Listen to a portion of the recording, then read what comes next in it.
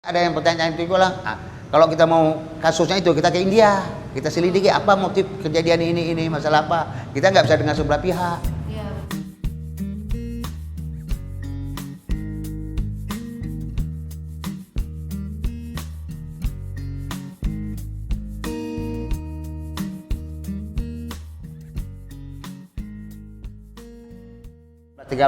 Sebelum tahun 1934, nenek dan kakek saya sudah ke Aceh, sistem berdagang. Dari India sana, India satu kampung namanya Piringgi Patai, di Tamil Nadu. Nah itulah merantau nenek sama kakek kemari, dan saudara-saudara dari nenek kakek sudah menetap di Aceh, dan mereka berdagang. Ada yang merantau ke Sabang, ada yang ke Takengon, habis itu menetapnya ke Banda Aceh. Dan mungkin sebelum tahun 1990 sudah dibangun kuil. Dua kuil lah, kuil Siwan sama kuil Palani. Nah, bersama-sama umat Hindu yang dari negeri sana, dari India semuanya. Habis itu kan mungkin ada yang meninggal, ada yang pulang kampung, ada yang berpindah agama. Tinggallah keluarga kami menetap di kota Banda Aceh. Berarti Bapak udah jadi orang ini dong, bisa dibilang orang Aceh. Kita memang orang Aceh, suku kita beda. Suku kita beda. Saya udah menetap, lahir saya di Aceh. Banda Aceh, semua lahir sini. Keluarga kami semua lahirnya di sini. Iya. Kenapa kemudian disebut minoritas? Berarti dari segi agamanya? Dari segi agama mayoritas kan begitu. Iya. Mayoritas Muslim, minoritas ya kami. Nah begitulah, sudah memang dari zamannya sudah ada begitu. Tapi kalau secara masyarakatnya Bapak tetap orang Aceh dong? Tetap orang Aceh saya, cuman suku aja beda. Suku aja beda. Berarti keturunan dari India sana? Dari India. Begitu juga dengan suku-suku Aceh yang lain mungkin kan? Mungkin juga ada asimilasinya, kayak contohnya di Segili, Kampung Giging. Kan banyak keturunan India itu, Tamil, Merdu, keturunan semua itu. Masa-masakannya hampir kata masa-masakan India semua ada orang. Iya. Nah, betul. itu kayak Tot Apung itu kan ada sila-sila juga itu dari India. Iya. Terus kalau populasi minoritas Hindu di Aceh seberapa banyak Pak? Kalau sekarang saya berani bilang sekitar 25 orang atau 30 orang saja. Sedikit sekali berarti. Sudah banyak kena tsunami kami. Oh, kena tsunami. Makanya saya bilang kalau umat sudah berkurang. Iya. Di sini ada kami 3 keluarga. Di Lampase ada 5 orang. Ajun komplet ada, gitulah ya umatnya. Berarti rumah ibadah umat Hindu cuma ini? Cuma ini aja satu untuk kota Banda, Provinsi Aceh dan kota Banda Aceh. Satu-satunya di kota Banda. Itu penyebabnya karena populasinya sedikit atau bagaimana? Memang bukan populasi, dari zamannya sudah memang adanya satu aja, 2 kuil aja, kuil Siun sama kuil Palani ini di kota Banda Aceh, di daerah tidak ada. Kenapa Pak?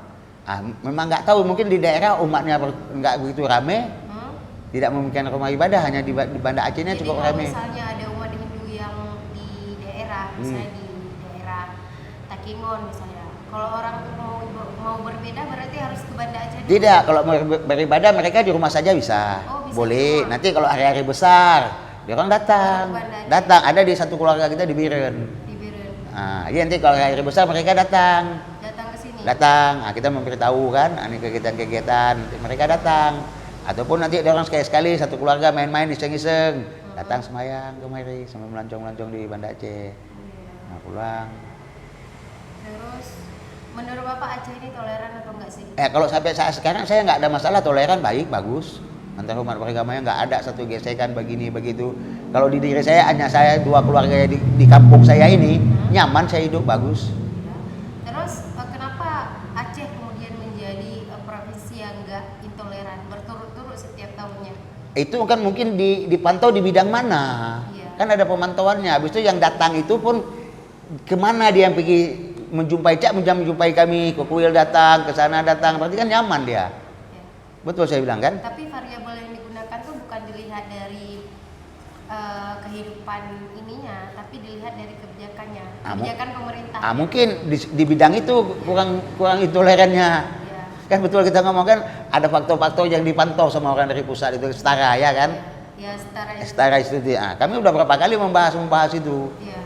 Saya kan orang FKUB, Komunitas Umat Beragama. Jadi banyak tahu saya ini, setara ini. Berarti secara masyarakatnya toleran? Toleran. Bapak nggak ada masalah, saya di kampung ini, saya bilang ya. Saya raya kurban, saya dapat daging kambing, diantar. Kayak ini nanti ada sembako dari kampung, tidak ada beda, ini minoritas, ini mayoritas, nggak ada perbedaan. Jadi nanti saudara saya muslim meninggal, kami datang ke rumah, pergi ke jiran, malam orang tahlil, ya kita duduk di belakang aja mendengar, apa salahnya? Cukup toleran, nanti bagi-bagi kue-kue, kita makan bersama. Nggak ada yang nggak toleran, nggak ada disinggung, oh kamu orang ini pergi ke sana, nggak ada.